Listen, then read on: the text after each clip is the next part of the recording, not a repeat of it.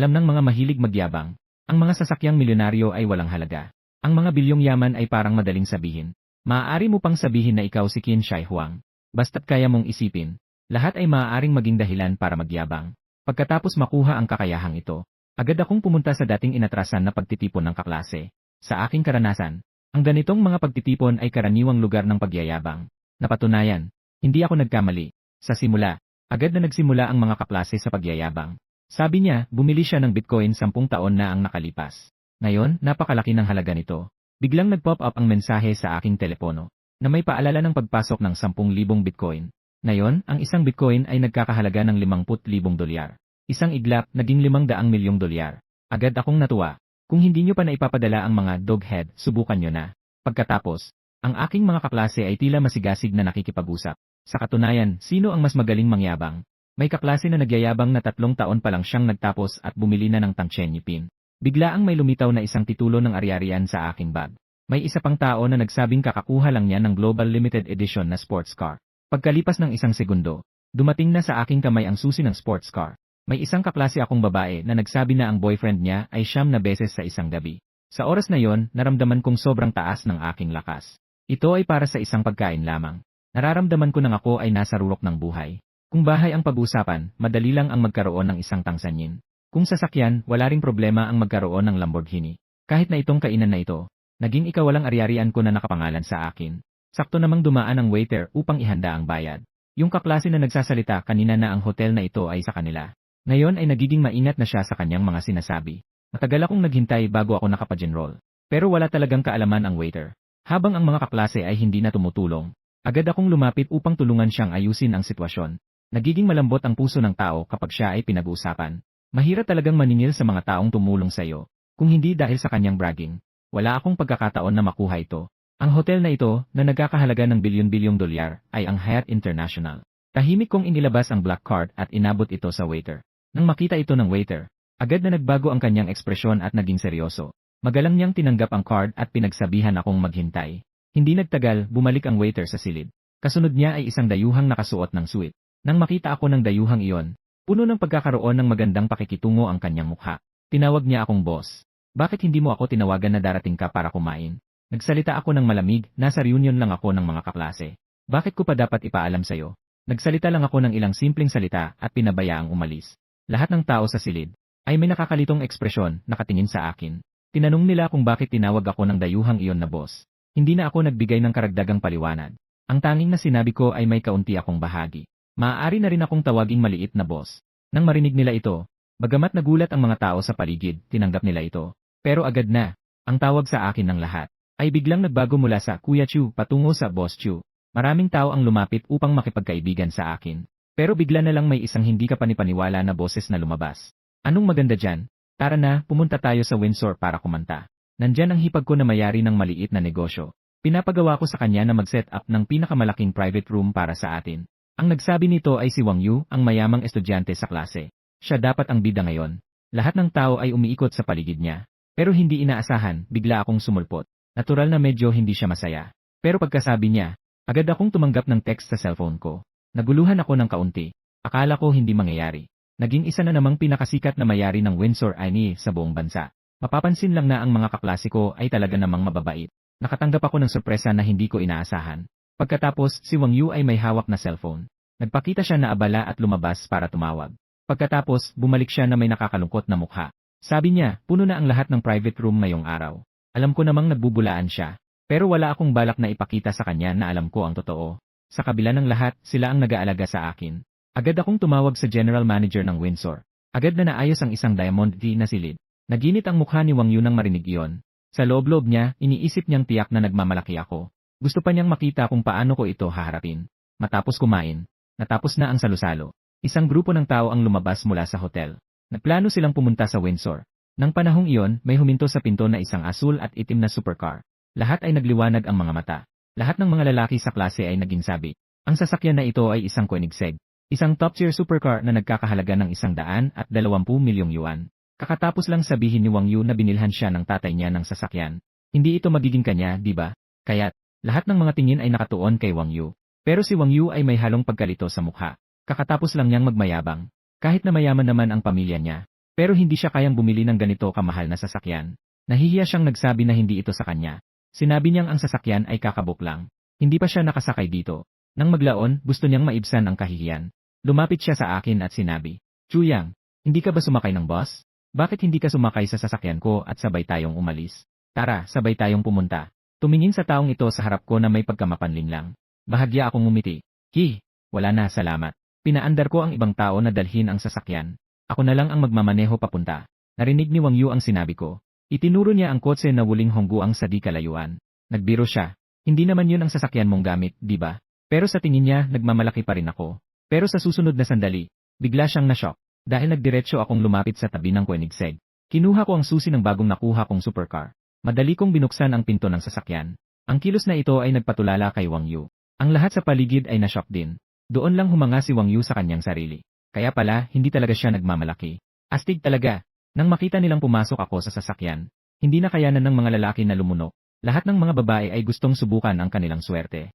Lahat ay gustong umupo sa passenger seat para makaranas. Pati na yung classmate na kakasabi lang na ang boyfriend niya ay 9 na beses sa isang gabi.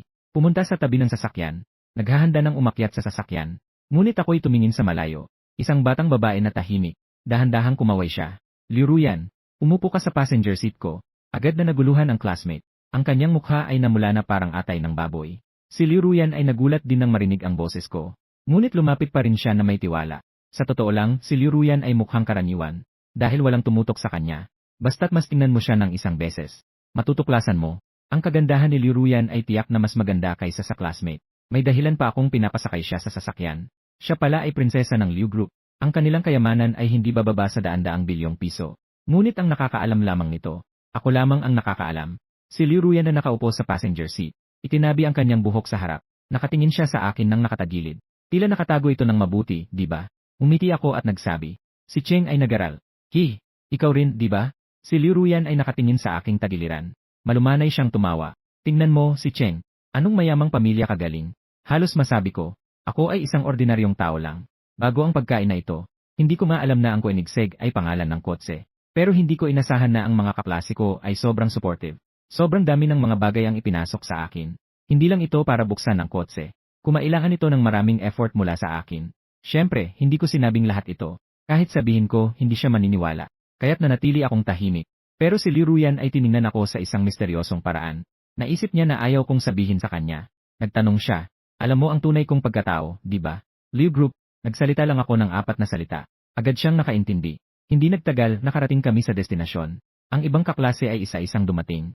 Nang kami ay handang pumasok sa clubhouse. Isang mayamang pamangkin na tila mayabang. Bigla kaming hinarang. Iniabot niya ang kamay kay Liu Ruyan. Magandang babae. Ang pangalan ko ay Xu Hong. Kakabukas lang namin ng isang e-room. Gusto mo bang makisaya? Kapag napagod na tayo, sasakay ako sa Rolls Royce at dadalhin kita sa biyahe. Ipapakita ko sa iyo ang paligid. Nakatapos na siyang magsalita. Nagbago ang kulay ng mukha ng mga tao sa paligid. Ang Yu Group ay ang nangungunang kumpanya ng sasakyan sa Magic City. Kahit ang mga mayayaman tulad ni Wang Yu na may halaga na higit sa 100 milyon. Wala talagang lakas ng loob sa harap ni Yu Hong. Nagbago ang mukha ni Liu Ruyan. Sabi niya na hindi na kailangan. Umurong siya ng isang hakbang. Malamig ang kanyang ekspresyon. Nang makita si Liu Ruyan na ganito kasigla, ang mga kasama ni Xu Hong ay nagsimulang magingay. Naramdaman ni Xu Hong na nawala ang kanyang dangal. Siya ay nagsabi, ako, si Yu Hong, ay nakaranas ng marami sa mga romansa. Ako ay isang playboy sa larangan ng pag-ibig. Basta't sumama ka sa akin. Anong klaseng sasakyan ang gusto mo? Kaya kong ipagkaloob ito sa'yo. Walang katagilanan ng kanyang sinabi. Bigla ulit nag-pop up ng mensahe ang aking cellphone. Nakakuha ka ng 100 shares sa Venue Auto. Dagdag pa, nakakuha ka ng mataas na charm value. Nakita ang gantimpala na ito. Agad na nagbago ang tingin ko kay Yu Hong. Dapat may ekspertong bumubulong kapag nagmamayabang. Tingnan mo ang ngiti niyang ito. Sa unang salita niya, may mataas na charisma agad. Ang Wind and Rain Car Company ay talagang kahanga-hanga. Kung ang Han Group ang hari ng Magic City, ang Wind and Rain Car Company ay ang hari sa buong bansa. Matapos marinig ang sinabi ni Yu Hong, si Liu Ruyan ay nagulat at tumingin sa kanya. Gusto ko ng isang Koenigsegg 1. Kaya mo ba akong bigyan ng isa? Pagkapagsabi niya ng mga salita, ang mga mayayamang anak sa tabi ni Xu Hong ay biglang nagalit. Masamang babae. Binibiro mo si Kuya Yu. Tanging 6 na unit lamang ng pinakamataas na antas na sports car ang ibinenta sa buong mundo. Hindi ito basta-basta mabibili kapag gusto mo. Ang mga nakababatang kapatid ay lalong sumisigaw. Si Xu Hong ay antyunting naiinis. Tinatanggihan mo ang alok ng inumin. Pagsisisi ang kapalit. Mga kapatid, halika na. Kailangan ko kayong turuan ng leksyon. Nang ang grupong ito ng mga mayayamang anak ay handang kumilos. Nagmamadali akong harapin si Yuhong. Ipinapayo ko sa iyo na mag-ingat ka. Sa tulong ng aking pambihirang charisma, ang mga babae sa paligid ay nagpakita ng mga ngiti ng paghanga. Si Yuhong biglang naging pangalawang tauhan. Sinasabi niya ito na may galit. Anong gusto mong mangyari? Talaga bang may lakas ka ng loob na suntukin ako? Bahagya akong ngumiti. Kung susubukan mong galawin ako, tiyak na sasagot ako ng suntok. Napatawa si Yuhong sa sobrang galit. Ay, sa lahat ng aking taon, hindi pa ako nakakita ng ganitong kayabangan. Siya'y nagalit at biglang sumuntok. Mas mabilis ako. Isang suntok at naalimpungatan siya. Natamaan siya at umatras ng 2 hakbang. Hinawakan niya ang kanyang mukha at hinaplos. Mukhang hindi makapaniwala. Ang mga tao sa paligid ay naguluhan. Walang nakaasahang mangyayari ito. Talaga namang naglakas loob akong suntukin ang batang mayaman ng Shu Group. Si Yuhong ay puno ng galit. Sumigaw siya ng malakas. Ikaw ang nagudyok sa akin. Tawagin ko ang aking kapatid na si Sang Biao. Ang kapatid ko ay may impluensya sa lahat sa syudad ng demonyo. Tiyak na hindi ito isang bagay na kaya mong pasukin. Pagkatapos niyang magsalita, nakatanggap ako ng isa pang mensahe. Binabati kita, ang underground na ama ng demonyo sa Magic City na si Sang Biao ay sumali sa iyong grupong mga alagad. Nang makita ko ang gantimpalang ito, ako'y malamig na ngumiti. CJ, kaya tawagin mo na siya. Gusto ko talagang makita kung ano siya. Lahat ay natigilan. Hindi pa sila nakakakita ng ganito kaasta na demonyo sa Magic City. May mga taong nagtatangkang hindi igalang ang underground na ama ng demonyo na si Sang Biao, at hindi siya isinasaalang-alang. Si Sang Biao ay kasalukuyang nasa Windsor Club ngayon. Nakikipag-usap siya sa kanyang mga kasosyo sa negosyo para sa isang kolaborasyon. Ang kolaborasyon ay umabot na sa isang kritikal na yugto. Si Sang Biao, na laging ayaw na nababahala sa mga opisyal na bagay, ay biglang umingay ang kanyang personal na telepono. Ang alagad ay tumingin sa kanyang telepono at nakita ang salitang Elder Brother, na may pag-aalinlangan ay nagtanong, Bro, gusto mo bang isilen ko ito para sa'yo? Tumitig ang alagad sa telepono kung saan nakasulat ang Elder Brother. Sa pag-aalinlangan, iniabot niya ang telepono. Nagtanong siya ng maingat. Tumingin si Sang Biao sa numero ng tawag. Biglang nagbago ang kanyang mukha. Agad niyang sinagot ang telepono. Kapatid na lalaki, bakit ka may oras para tumawag sa akin ngayon? Tumayo si Sang Biao. Labis ang kanyang kasiyahan sa mukha. Nakabahala ito sa ilang mga si na nakikipag-usap sa kanya. Ilang mga si na nakikipag-usap kay Sang Biao. Ang malaking kapatid na si Sang Biao. May isa pang kapatid na lalaki. Baka narinig nila ang isang mahalagang bagay. Baka sila ay maparusahan. Ilang mga si na mayaman na daang bilyon ay nanginginig. Walang kaalam-alam. Hindi talaga pinansin ni Sang Biao ang mga ito. Habang hawak ko ang telepono, tinanaw ko si Handong sa tabi. Wala namang malaking bagay. Mayroong nagkukunwaring kapatid mo. Ang pangalan ay Yuhong. Gusto kong itanong kung kilala mo siya. Ngayon, may mga tao sa Windsor Club na nakatutok sa akin. Nang marinig ito, nagalit si Sang Biao. Galit na parang apoy sa sobrang put. Anong gago ang gumagamit ng kanyang pangalan? Nanggugulo sa kanyang kapatid na lalaki. Kung hindi lang masyadong tahimik ang kanyang kapatid na lalaki, hindi pa sila karapat-dapat na maging ganito kamalaki ang ulo. Ano si Yuhong, ano siya? Para isama bilang kanyang alalay. Si Sang Biao ay puno ng galit sa loob. Ilang bilyonaryong boss na nakikipag-usap sa pakikipagtulungan. Lahat sila ay may kaunting impormasyon. Isang bilyonaryong boss ang nanginginig na nagsabi, Kuya Biao, yung sinasabi niyo kanina na si Yuhong, maaaring siya ang panganay na anak ng Yu Group. Shu Group. Alam ni Sang Biao iyon. Yu Group, labis ang kanyang sama ng loob. Isang nagbebenta ng sasakyan ang naglakas loob na humarang sa kanya. Kuya, ang lakas naman niya. Bakit hindi siya umakyat sa langit? Puntahan niyo ang mayari ng Yu Group. Nakaaway niya ang mga taong hindi niya dapat inaaway. Pakisabi sa kanya na ipunin ang mga gamit at umalis sa Magic City. Isang salita mula kay Sang Biao. Diretsong pinagbawalan ang punong tanggapan ng Yu Group na umalis mula sa Magic City. Nagkatinginan ang mga boss. Agad silang kumilos at sabay-sabay na tumango. Umabot na ang sitwasyon sa puntong ito. Wala nang gana si Sang Biao na makipag-usap tungkol sa pakikipagtulungan. Mabilis siyang umalis sa silid. Nagkatinginan ang ilang bilyonaryong boss. Sabay-sabay silang nagpasya na tingnan ito. Narinig nilang lahat ito. Ang nakatatandang kapatid ni Sang Biao ay na-block sa Windsor Club. Hindi nila may iwasan. Lahat sila ay puno ng kuryosidad sa nakatatandang kapatid ni Sang Biao na hindi pa nila nakilala. Anong klaseng tao ang pwedeng maging nakatatandang kapatid ni Sang Biao? Si Yuhong ay tinitigan ako habang sinasara ko ang tawag. Siya ay medyo nabigla din. Narinig niyang humihingal ako. Yung tao sa kabilang linya ay si Sang Biao, di ba? Hindi ito possible. Tiyak na pinagtatawanan ako ng taong ito. Si Yuhong ay nagkunwaring kalmado. Siya ay ngumiti ng malamig at nagbiro. Noong nakaraang naginuman kami ni Biao Je sa Global International. Hindi mo pa alam kung saan naglalaro ng putik. Maglakas loob na magpanggap na magaling sa harap ko. Sandali lang, bababa na ako. Papaluin kita na nakaluhod at palalayasin.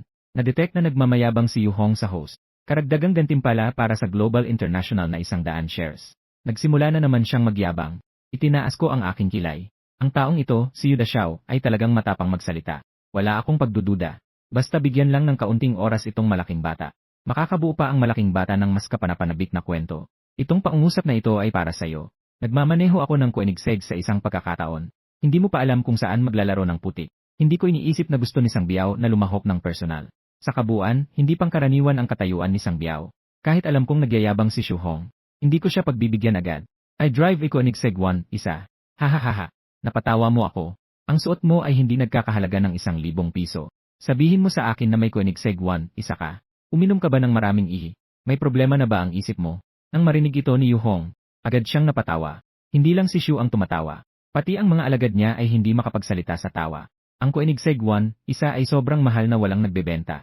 Kahit mayaman, hindi kayang bilhin. Alam mo ba kung ano ang simbolo ng Koenigsegg 1, isa? Ang kapangyarihan sa likod ng Koenigsegg 1, isa. Naiintindihan mo? Mga bagay na hindi kayang bilhin kahit mayaman ka. Gusto mo pa ba? Ang Koenigsegg 1, isa. Hindi kayang bilhin ni Yu Hong. Ano ka ba?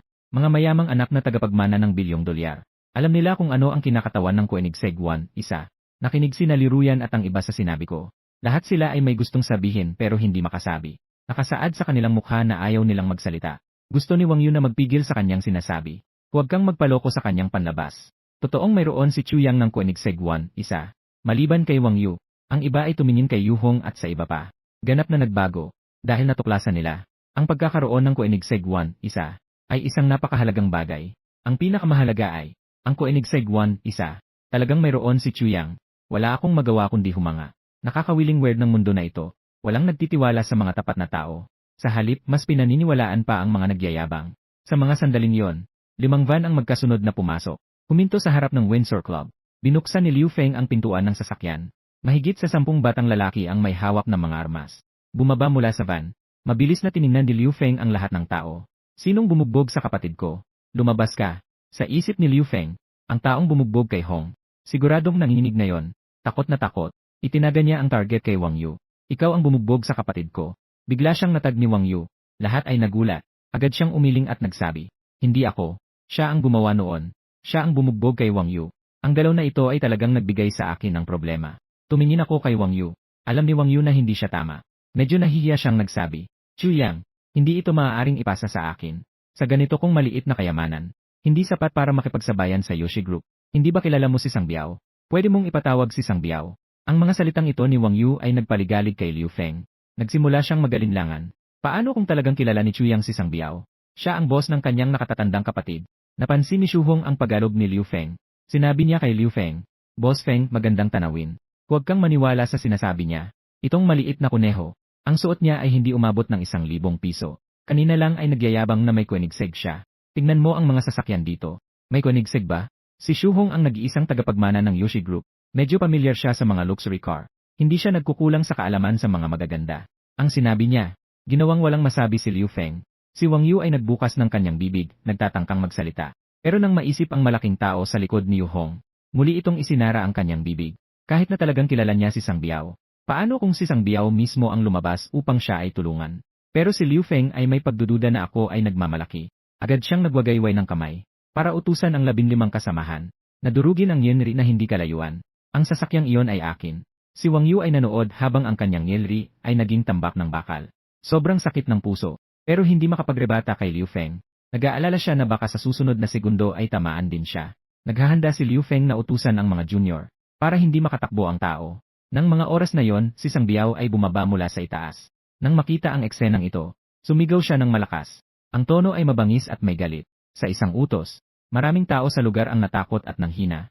Pati si Liu Feng ay nanginginig sa takot. Luminya si Liu Feng, nauutal na nagsabi, Kuya Biao Biao, bakit ka narito? Hindi inasahan ni Liu Feng na nandito rin si Sangbiao. Hindi ba ako pupunta? Sumagot si An Biao. Naghahanda ka bang saktan ng kuya ko? Si Sangbiao ay sumipa kay Liu Feng. Malakas ang sipa. Si Liu Feng ay natumba ng ilang metro. Kita ang galit ni Sangbiao. Talaga namang si Sangbiao ang kuya. Ang mga mayayamang bata sa likod ni Xu Hong ay naguluhan at natakot. Si Liu Feng at ang kanyang mga kapatid ay natigilan sa takot. Ang ilang mga bilyonaryo sa likod ni Sangbiao. Tumingin sa eksenang ito na nagulat at walang masabi. Pati ang mga kaklasiko ay nakasimangot sa gulat. Wala sa kanila ang makapaniwala na si Chu Yang talaga ang nakatatandang kapatid ni Sangbiao. Hindi ako makikialam sa bagay na ito, kuya. Kilala ni na Yu Hong at Liu Feng si Sangbiao. Kahit na nakita lamang siya mula sa malayo. Malinaw pa sa alaala ni Liu Feng si Sangbiao.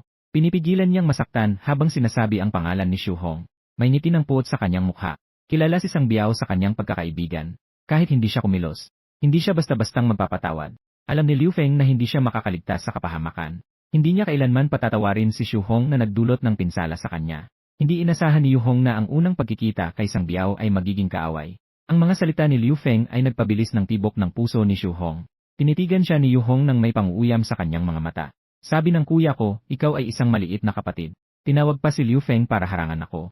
Kahit natanong lang si Sang Biao. Ngunit ang kanyang aura ay nakakatakot. Nais ni Xu Hong na magpaliwanag. Subalit hindi siya makahanap ng mga salita. Tahimik na ibinaba ni Liu Ruyan ang telepono. Hindi niya inisip na magkakaroon ng ganitong malaking pagbabago. Nang makita niyang handang tumulong si Sang Biao, agad na idinagdag ni Liu Ruyan ang mga ginawa ni Yu Hong. Hindi lang siya tumawag kay Liu Feng. Pinaknil niya si Chu Yang at pinapalayas mula sa Windsor. Nang marinig ang mga ito, si Sang Biao ay napuno ng galit. Hindi makapaniwala na ang kanyang nakatatandang kapatid ay naipit ng isang maliit na tauhan. Si Sang Biao ay may maitim na anyo. Naglakad siya patungo kay Xu Hong. Natakot si Xu Hong at lumuhod. Nakaluhod siya sa harap ni Liu Ruyan. Habang pinapandilatan ang kanyang ulo, umamin siya ng pagkakamali. Nagkamali ako. Pakiusap, patawad mo ako. Nawalan ako ng bait. Talagang dapat akong mamatay. Pakiusap, tulungan mo ako, pakiusap kay Chu Yang. Si Yu Hong ay talagang matalino. Matapos mag-isip, nagawa pa niyang lumuhod at umamin ng pagkakamali. Maaari na ring ituring na matalino, pero hindi ko balak siyang palampasin. Si Xiao Biao ay may maliit na binti. Ang mga susunod na bagay ay sayo na. Tumingin si Sang Biao kay Liu Ruyan. Ang kanyang mukha ay puno ng kahulugan. Sumagot si Liu Ruyan, sige. Kuya, tama lang na may kailangan akong asikasuhin. Hindi na kita istorbohin kasama ang iyong asawa. Kuya, kapag may oras, dalhin mo ang asawa mo sa aking villa. Si Liu Ruyan ay namumula dahil sa titig ni Sang Biao. Alam niyang nagkamali ng akala si Sang Biao. Pero mahirap ipaliwanag ang bagay na ito. Si Liu Ruyan ay labis na naiinis sa mga kalokohan ni Xu Hong. Kailangan pang asikasuhin ni Sang Biao sina Yu Hong at Liu Feng. Hindi rin siya nanatili ng mahaba sa Windsor Club. Matapos umalis si Sang Biao, agad na nawala ang tensyon sa hangin. Ang mga kaklase ay muling tumingin sa akin. Puno ng paggalang at pagkagulat. Walang nakakaalam na ako talaga ang kuya ni Sang Biao. Siya ang underground godfather. Ano bang ginagawa ng lahat na nakatingin sa akin? Hindi ba't napagkasunduan nating magkaraoke? Alam ko naman kung bakit sila ganito. Nagkunwari akong hindi nakita ang kanilang pagkamangha. Si Song Junjun at ang iba ay napilitang magkunwari na masaya habang papunta sa Windsor. Si Wang Zi ay kakalabas lang mula sa Windsor. Sakto niyang nakita si Sang Biao na tinuturoan si Xu Hong. Para kay Wang Zai, normal lang na may mga insidente sa Windsor paminsan-minsan. Halos hindi huminto si Wang Zai sa pagbaba. Pero nang marinig ang ilang bilyonaryo na nag-uusap, dun lang huminto si Wang Zai. Ginoong Chen, ano ang pangalan ng taong sinasabi niyo? Nakita ni Ginoong Chen si Wang Zai.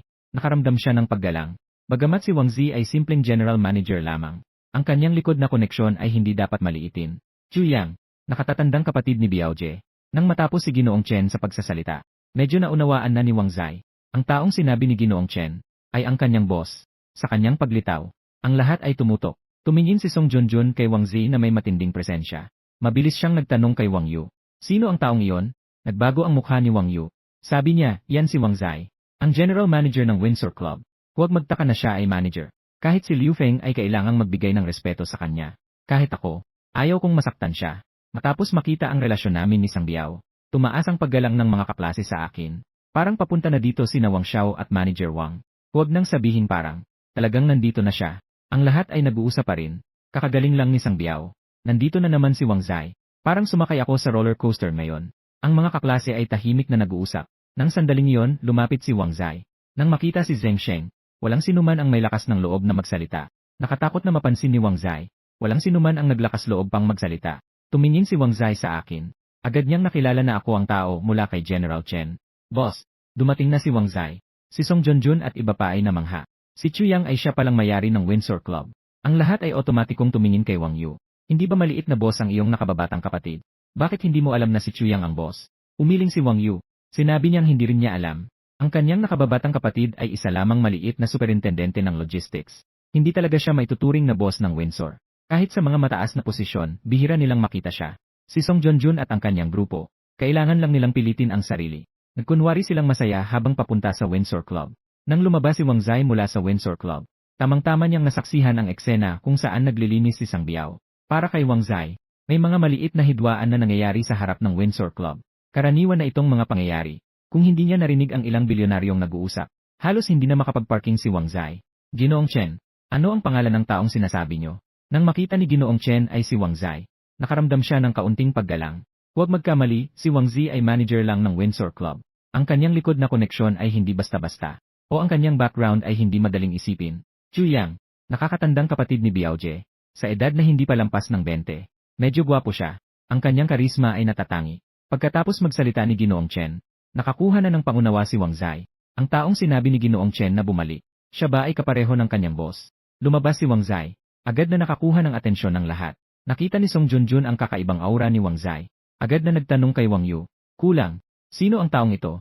Ang galing niyang tignan. Tumingin si Wang Yu sa direksyong itinuturo niya. Agad na naging seryoso ang kanyang mukha. Siya si Wang Zai, ang general manager ng Windsor Club. Huwag isipin na dahil siya ay general manager. Kahit na si Liu Feng ay dumating, kailangan pa ring bigyan siya ng kaunting respeto. Pati ako, ayaw din magalit sa kanya. Habang ipinaliwanag ni Wang Yu kay Song Junjun at sa iba pa, ay tahimik na nakatingin sa akin. Matapos lumabas ang relasyon ko kay Sang Biao, nagkaroon ng mas natural na paggalang ang mga kaklase ko sa akin. Narinig ng lahat si Wang Xiao. Mukhang si Wang Xiao at Manager Wang ay papunta na rito. Huwag nang sabihin na mukhang. Direkta na lang sabihin nandito na siya. Patuloy ang pagbulong-bulungan ng lahat. Kakagaling lang ni Sang Biao. Dumating na si Wang Zai. Pakiramdam ko ang karanasan ngayon ay parang nasa roller coaster. Patuloy pa rin ang mga kaklase sa pagbulong-bulungan.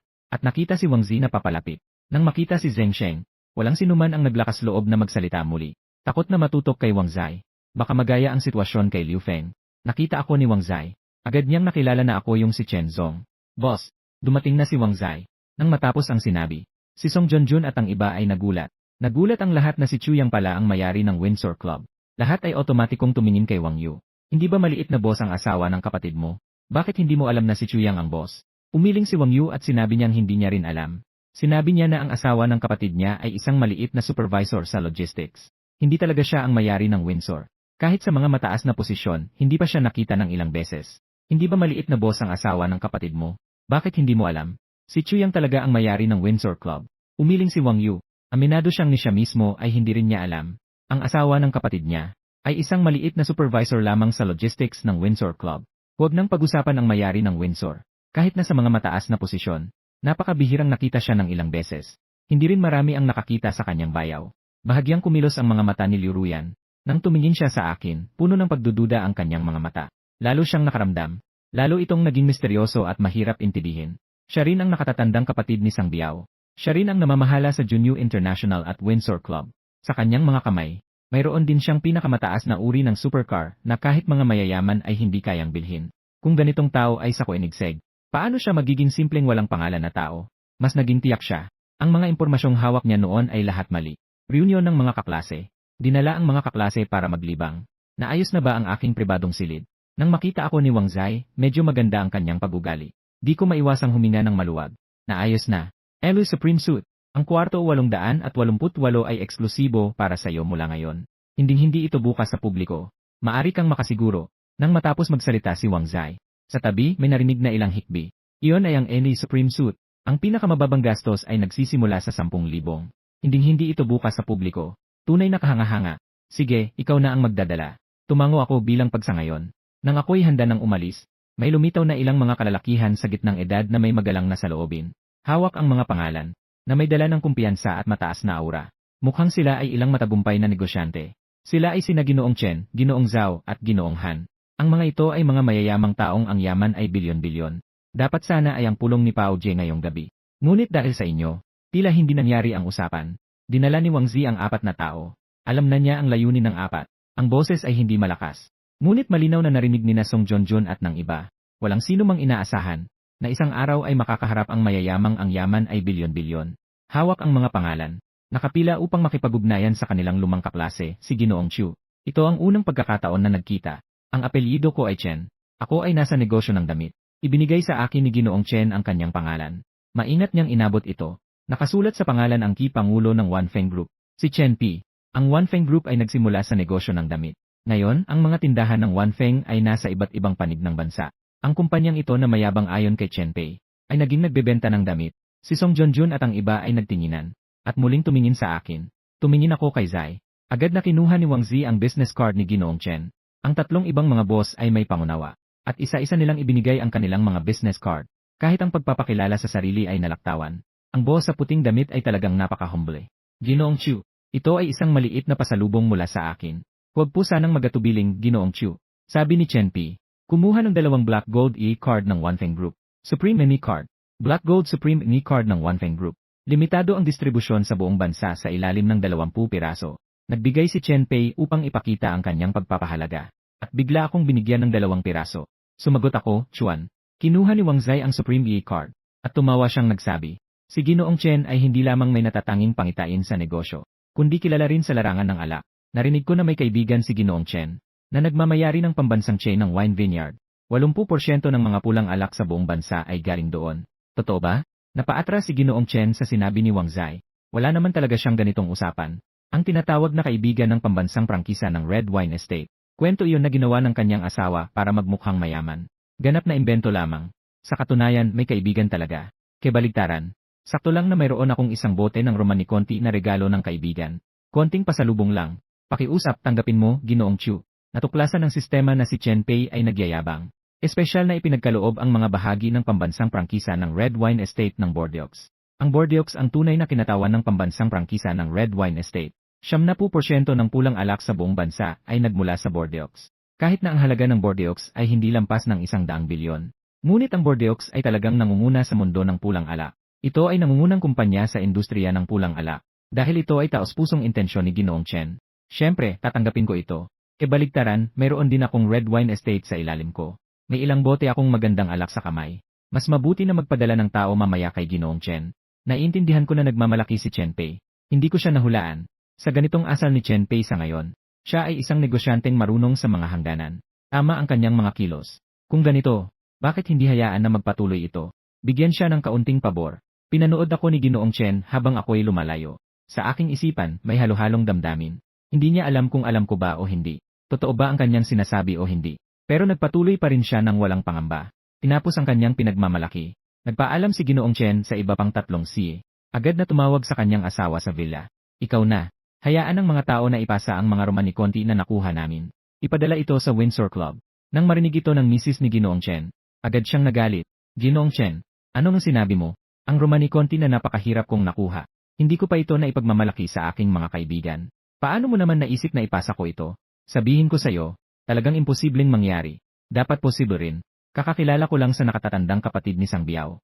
Wala kang pakialam kung hindi mo alam kung sino si Sangbiao. Kung hindi ka lang nagmamayabang na may mga kaibigan ka at isang Red Wine Estate, hindi ko sana ibibigay ang Romani Conti. Agad na magpadala ng tao para dalhin ito. Kung hindi, makikipaghiwalay ako sa'yo. Si Ginoong Chen ay halos magalit at magkapulikat. Halos magalit siya ng labis. Kung hindi lang napakamapagmataas ng asawang babae, hindi niya sana gagamitin ang Romani Conti para tulungan siyang magpanggap. Hindi nagtagal. Agad na dinala ang Romani Conti kay Ginoong Chen. Si Ginoong Chen ay may hawak na boat ng Romani Conti. Pumasok siya sa e-room na may bilang na 888.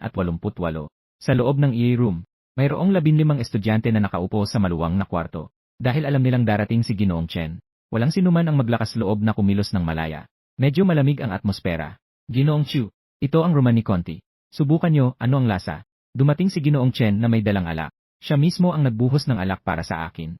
Abala ang boss na nakasuot ng puti. Para siyang maliit na kapatid. Mukha siyang napakababa ng loob. Kapag tiningnan mo, parang napakamaluwag.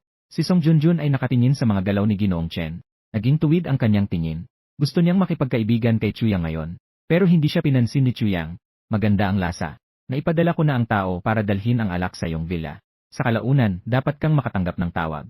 Sa susunod na uminom, mas mabuti pang pumunta sa aking wine estate para uminom. Sumangayon si Ginoong Chen. Hindi man lang napagkasunduan ng maayos. Wala rin siyang sinabing masama. Sa panahong ito, tumunog ang telepono ni Ginoong Chen. Tumingin siya sa pangalan na lumalabas sa telepono. Biglang bumilis ang tibok ng kanyang puso. Minsan, dumating na ba ang alak na ipinadala ni Ginoong Chu? Sabi ko ng malamig, sagutin mo na. Sinagot ni Ginoong Chen ang telepono. Asawa, kanina lang.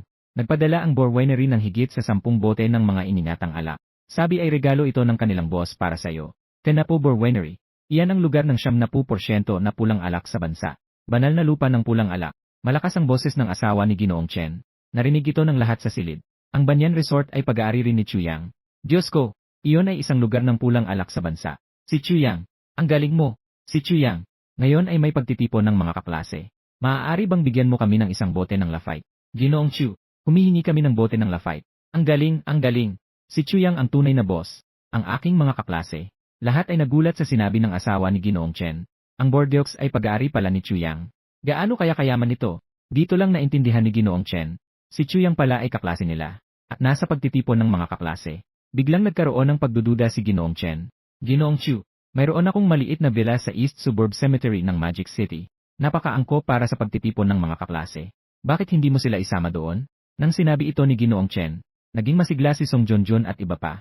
East Suburb Cemetery. Malapit sa mga pinakamayamang lugar. East Suburb No. 1. Mataas na antas ng villa area. Ang pinakamababang presyo ng villa ay higit sa 3 milyon. Ayon sa halaga ni Ginoong Chen ngayon, ang villa na binili niya ay hindi bababa sa 5 milyon. Kahit na posibleng higit sa 100 milyong halaga ng villa. Sa pag-iisip lang sa mga tanawin sa loob ng villa, si Song Junjun at ang iba ay may pagnanasa. Chuyang, hindi pa ako nakapunta sa villa. Pumayag ka na lang. Nga, walang pakialam kung kumanta o hindi. Masaya na ako na makikita ang villa. Naghahanap din ako ng kaalaman kung ano ang hitsura ng villa sa East Suburb Cemetery. Chuyang, pumayag ka na lang. Si Liu Ruyan, Wang Yu at ang kanilang mga kaklase ay nagweld. Hindi ko mapigilang tumingin sa akin. Tinanggap ko ang mabuting intensyon ni Ginoong Chen. Hindi na ako pupunta sa mga villa complex. Hindi ako nakikipagkaibigan para sa villa. Magalang kong tinanggihan ang suhestyon ni Ginoong Chen. Pagkatapos marinig ni Ginoong Chen, siya ay parehong masaya at nagpapasalamat. Dahil makakapagmalaki siyang sabihin sa susunod. Kaibigan ako ng presidente ng BOR. Si Chen Pei at ang mayari ng BOR Manor ay magkakilala. Siya ay kaibigan ko. Basta't ang salitang ito, maaaring palawakin ang koneksyon ni Chen Zong. Nagpasalamat si Chen Zong at nagpapaalam.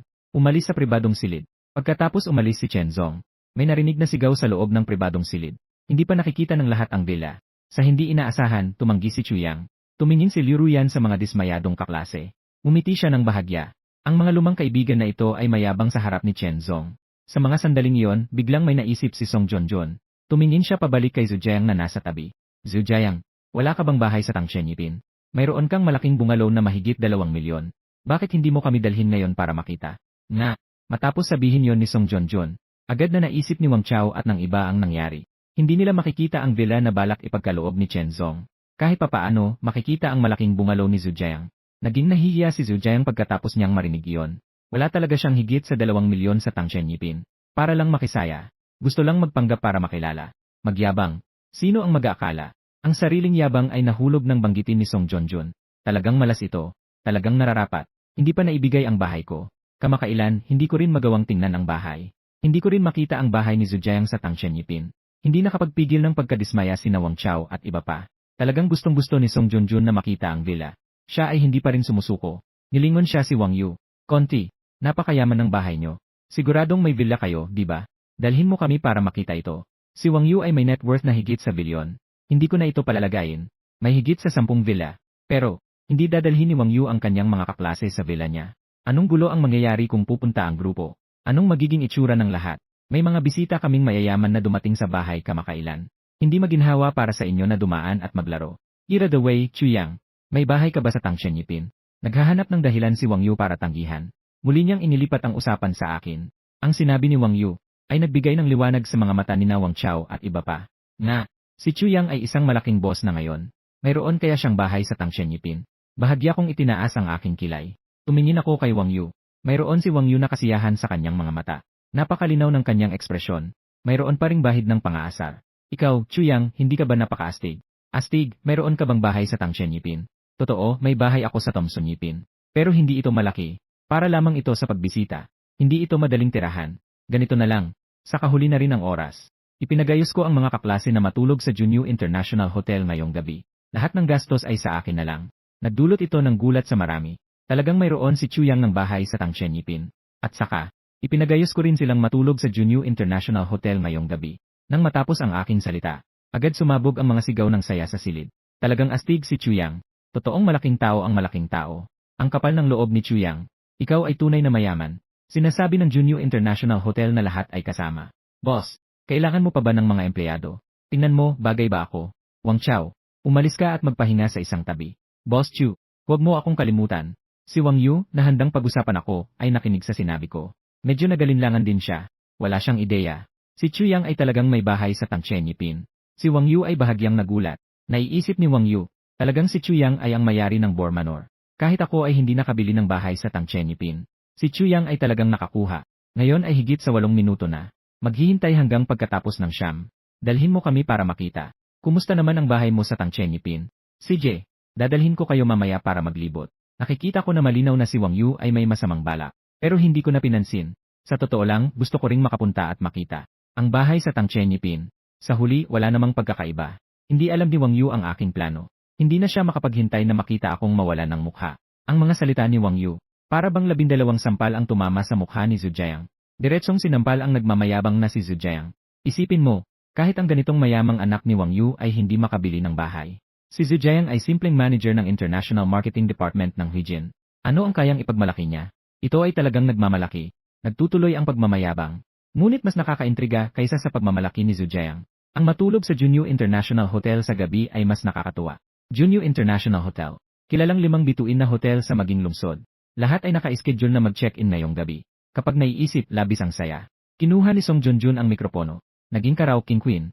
Ang boses ni Song Junjun ay maliwanag at matamis. Nakaka-relax pakinggan. Ang atmosfera at ilaw sa kwarto. Sa paunguna ni Song Junjun, lalong naging masigla. Biglang may tunog na bumangga. Ang pinto ng kwartong 888 ay bumukas. Pumasok ang isang lalaking nasa gitnang gulang na nakasuot ng suit. Nakakabahal ang sitwasyon. Sa likod ng gitnang edad na lalaki, sinusundan ng isang kabataang may mga sugat sa mukha. Maingat akong tumingin. Sa wakas, nakilala ko kung sino ang batang iyon. Dinala mo si Yuhong dito sa aking kwarto. Medyo hindi angkop, hindi ba? Tahimik kong kinuha ang cellphone. Tumawag kay Wang Zai. Dumating si Yukian mismo. Mukhang may masamang balak. Kilala ni Wang Yu si Yukian. Alam din niya. Si Yukian ay talagang isang mahigpit na karakter. Isang boss sa industriya na may kaalaman at lakas. Si Yukian ay maaaring ituring na isa sa mga pinakamahusay. Sa pagtitig kay Yukian na nakakatakot, hindi nakatiis si Wang Yu na gusto akong pasunurin sa lupa para umamin. Kaya't kumilos si Yukian. Hinila niya si Yuhong sa aking harapan. Ginoong Chu, si Yuhong ay bata. Walang anuman. Nakakainsulto sa inyo. Humihingi ako ng tawad para sa kanya. Umaasa kami na magiging mabait kayo. Patawarin ang U-Group. Nasaksihan ng lahat ang eksenang ito. Lahat ay nagulat sa ginawa ni Yukian. Hindi ba sila nagkamali?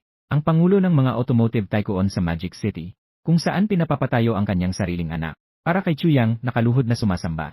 Si Chuyang ay nakapikit na nakatingin kay Yukian. Totoo, siya nga ang boss ng nangungunang kumpanya ng sasakyan sa Magic City. Isang pahayag na bata pa at hindi marunong. Humihingi ako ng tawad.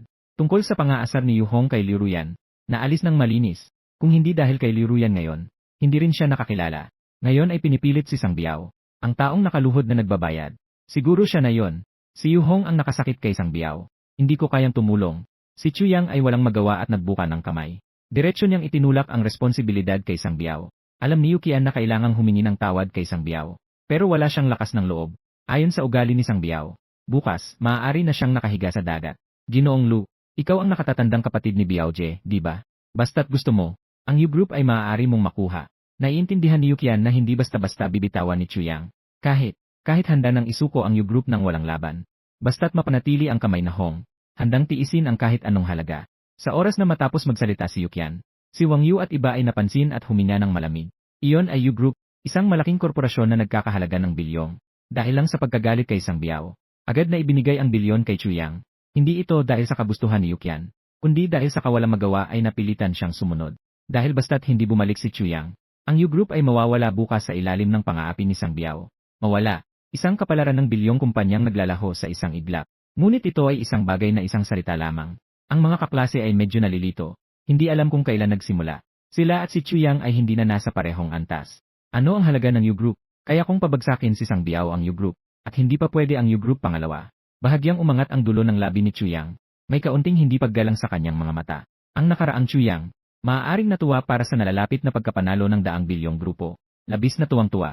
Pero ngayon, hindi kulang sa pera si Chuyang. Kahit ayaw nang yumuko sa sarili para sa pera. Si Yukian ay naguluhan sa mga sinabi ni Chuyang. Tama si Chuyang. Isang salita mula kay Sang Biao. Tumatag ang halaga nito sa higit sa kalahating buhay na pagsisikap ni Yukian. Ito ang kapangyarihan ng underground na ama, si Sang Biao. Nakita ni Yukian na walang silbi ang pagmamakaawa. Sa kanyang mga mata, biglang lumitaw ang sama ng loob. Agad siyang tumalon mula sa lupa. Nakaaalimpungatan na nakasakay kay Chuyang. Basta't mahawakan si Chuyang, lahat ng problema ay maaaring masolusyonan. May mga kaisipang walang katinuan. Tumakbo si Yukian patungo kay Chuyang. Sinabi niya na may puot sa kanyang mukha, batag. Ako, si Yukian, ay katumbas ng daan-daang tao. Noon, hindi mo pa alam kung saan maglalaro ng putik. Hindi inasahan ni Chuyang na biglang atake si Yukian. Nang makitang papalapit na ang kamao sa kanyang mukha, naunawaan ni Chuyang na siya ay nagkamali. Dapat nang umiwas si Chuyang. Si Li Ruyan ay may kaunting kaalaman tungkol kay Yukian. Agad siyang sumigaw. Ngunit huli na ang lahat. Masyadong mabilis si Yukian. Hindi may iwasan ni Chuyang ang kanyang kamao. Sa mga sandaling iyon, Muli nang umingay ang sistema. Natuklasan ng sistema na si Yukian ay nagmamagaling. Espesyal na iginawad sa host ang antas ng guro sa martial arts. Sa isipan ni Chuyang, kaagad siyang nakakuha ng malaking kaalaman at lakas sa martial arts. Nagkaroon ng makabuluhang pagunlad sa kanyang pisikal na kakayahan. Muli nang tumingin si Chuyang kay Yukian. Nararamdaman niyang puno ng kahinaan si Yukian. Iniabot ni Chuyang ang kanyang kamay. Diretsong hinampas ito sa mukha ni Yukian.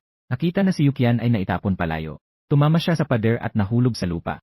Hindi tiyak ang kanyang kapalaran.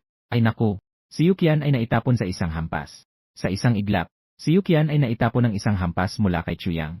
Walang nagisip. Ang karaniwang mahina si Chuyang. Aba, may dalawa pala siyang brush sa kamay. Nang dumating si Wang Zai kasama ang mga gwardya, nakahandusay na sa lupa ang ama at anak na si Yukian. Boss, nagkulang si Wang Zai sa pagkakataong ito. Pakiusap parusahan ng boss. Pinahintulutan ni Wang Zi na dalhin sila. Ipinapasa ng kanyang mga tauhan si Yukian kay Sang Biao. Si Wang Zi ay may malaking bahagi sa labas. Pati si Wang Yu, ang mayamang pangalawang henerasyon, ay kailangang tawagin siyang Manager Wang. Lahat ay galang na tawagin siyang Manager Wang. Ganitong kahangahangang tao. Agad na humingi ng tawad kay Chuyang. Maraming tao ang nakatingin na may lihim na kasiyahan at inggit. At may ilang inggit pa. Kailan? Makakamit din nila ang antas ni Chuyang. Bahagyang nakakunot ang noo ni Chuyang. Dahil sinabi mo iyan, kaya parusahan kita ng 3 buwan na sweldo. Upang magsilbing babala sa iba. Subalit may pumasok sa Ye Lounge. Talagang isang abala ito. Kailangan mong ayusin ang bagay na ito. Matapos sabihin ni Chuyang, tiningnan niya ang oras. Nagutos ulit si Chaday. Tama, ihanda mo sa akin ang ilang sasakyan. Gusto ng mga kaklase ko na makita ang bahay ko sa Thomson Yipin. Ayusin mo ito. CJ, boss, dito lamang napagtanto ng mga narito na kaklase. Nga, mayroon pa silang bahay sa Thomson Yipin na dapat tingnan. Katatapos lang magsalita ni Chuyang, muling naging masigla ang atmosfera. 9:30 ng gabi. Mahigit 12 ng mamahaling sasakyan. Kasama na ang isang koenigseg. Nakatigil sa harap ng Thomson Yipin. Ang namamahala sa turnover ng ari-arian ni Chuyang ay si Infeng. Siya ang manager ng sales department ng Thomson Yipin. Ginoong Chu, pakidito po. Habang sinalubong ni Infeng si Chuyang, naintriga sa batang anyo ni Chuyang, at natakam sa kanyang natatanging personalidad. Napakabihira ng mga bahay sa Thomson Yipin. Limitado rin ang bilang ng mga palapag, lalo na sa mga kliyente na katulad ni Chuyang, na bumibili ng buong gusali, ay talagang napakabihirang pagkakataon. Sa kasalukuyan, si Chuyang ay nakalista na bilang VIP kliyente ng Thomson Yipin. Ang aspetong ito, ang paggalang ni Feng Yingfeng kay Chuyang, ay makikita ng kaunti. Ang antas ng pagpapahalaga ng Thomson Yipin kay Chuyang. Hindi alam ni Wang Yu kung gaano talaga kalakas si Chuyang. Gusto lang niyang makita ito ng kanyang sariling mata. Ano bang bahay ang binili ni Chuyang? Ang saloobin ni Infeng kay Chuyang, na naging dahilan upang maramdaman ni Wang Yu na may mali. Si Chuyang ay bumili lamang ng isang bahay. Ngunit kailangang personal na salubungin ng sales manager. At sobrang magalang pa. Talaga bang hindi? Ang sinasabing sales manager na ito, ay inanyayahan ni Chuyang para magpabibo. Habang nag-iisip si Wang Yu, lalo siyang naniniwala na ganito nga. Ang mga bahay ng Thomson Yipin ay hindi nabibili. Paano maaaring dahil lamang sa pagbili ni Chuyang ng isang bahay? Ay ganoon pa man, sobrang magalang.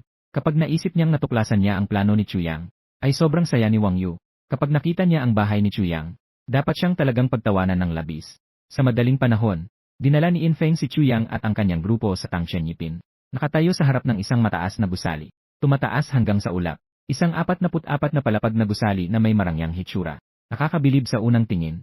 Hindi nakapagtataka na ang mga bahay ng Tangshan Yipin ay sobrang hinahangaan. Ang hitsura pa lang ay nakakagulat na. Ang panloob na dekorasyon ay tunay na napakaganda. Narito na si Ginoong Chu. Ito na ang bahay na binili nyo. Ipinakilala ni Infeng ng may galang. Si Wang Yu ay nakatitig sa buong gusali. Diretso siyang namangha. Hindi nga niya alam kung nasaan ang pintuan. Ngunit sinabi ni Infeng na ito ay bahay ni Chuyang. Naiisip niya, saan kaya galing ang bahay na ito? Inisip niya na ang buong gusali ay kay Chuyang. Si manager yun ba? Sabihin mo nga, napakaraming silid. Aling silid ang kay Chuyang? Biglang nagtanong si Wang Yu. Si Infeng ay medyo naguluhan. Ang mga kasama ni Ginoong Chu. Hindi ba't lahat sila ay mga kaibigan ni Ginoong Chu? Kahit hindi pa alam na binili ni Ginoong Chu ang buong gusali. Si Infeng ay hindi sinasadyang sumulyap kay Chuyang. Bahagyang umangat ang sulok ng labi ni Chuyang. Walang pakialam ang kanyang anyo. Walang pakialam. Dapat niyong malaman ang tungkol sa kanilang relasyon, di ba? Ang Ginoong ito, hindi ko sapat na naipaliwanag kanina. Ang ibig kong sabihin ay, ang buong gusali ay kay Ginoong Chu. Ang mga salita ni Infeng ay parang isang di nakikitang kamay. Pinasikip nito ng husto ang bibig ni Wang Yu. Ang buong gusali ay kay Chuyang. Si Song Junjun at ang kanyang mga kaklase ay nakinig sa mga sinabi ni Infeng. Lahat ay nagulat. Ang lugar na ito ng Tangshan Yipin ay napakamahal. 35,000 yuan bawat metro kwadrado. Isang buong gusali ang nadaanan. Tinatayang umabot sa ilang bilyon. Hindi ito posible na totoo, di ba? Ang kaklase ko ay talagang bumili. Isang buong gusali ng Tang Chenyipin. Magising ka. Huwag kang mahilo. Totoo. Si Chuyang ay talagang bumili ng isang buong gusali ng Tang Chenyipin. Sandali. Hindi ba't sinabi ni Chuyang na hindi malaki ang bahay? Ang Tang Chenyipin ay mga 100 metro kwadrado. Totoo na hindi ito malaki. Pero hindi sinabi ni Chuyang na hindi mataas ang bahay. Nakatingin sa nakatayong Tang Chenyipin sa harapan. Nagwawala na ang mga kaklase. Isang buong gusali ng Tang Chenyipin. Napakayaman naman. Ang sobra sa kayamanan. Imposible, hindi ko mabili ang bahay sa Tang Chenyipin. Paano niya mabibili ang isang buong gusali? Nagkasundo ba kayong lahat ng maaga? Nagulat na sinabi ni Wang Yu. Si Infeng ay sunod-sunod na pinagtatanong ni Wang Yu. Mukha ring hindi masaya. Ginoo, kahit na hindi ka nagtitiwala sa Tang Chenyipin. Totoo ang mga titulo ng ari-arian, di ba? Sandali lang, mga kaibigan. Kukunin ko na ang titulo ng ari-arian ni Ginoong Chu. Si Infeng ay nasa ilalim ng mga mata ng lahat. Binuksan ang likurang bahagi ng sasakyang pampasaherong Volkswagen. Naglabas ng malaking kahon mula sa sasakyan. Naghanap siya ng tela at inilatag ito. Ipinagkalat ito sa lupa. Kinuha ang mga titulo ng ari-arian mula sa kahon. Inilabas ang bawat isa. Maraming titulong nakasalansan na kasing taas ng kalahating tao.